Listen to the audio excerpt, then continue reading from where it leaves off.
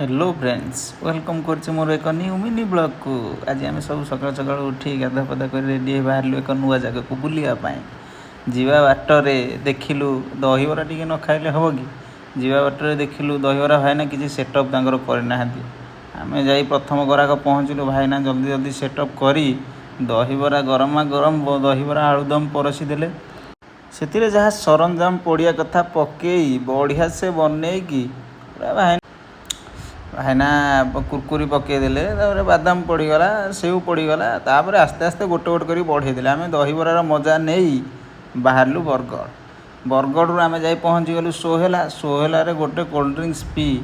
आम Odisha border cross करूँ आम जा पहुँची वेलकम टू छत्तीसगढ़ रे एंजॉय करी मजा मस्ती करी व्यू देखी छत्तीसगढ़ व्यू देखी आम जा पहुँची गलु चंदरपुर आ रहा 21 किलोमीटर जीवा बाटरे आम देखिलु एक नदी एठू आमर चंद्रहासिनी मंदिर जना पड़ी आपण मैंने देखिपे आम ब्रिज क्रॉस करी आम जा पहुँची गलु ठाकुर पाखरे।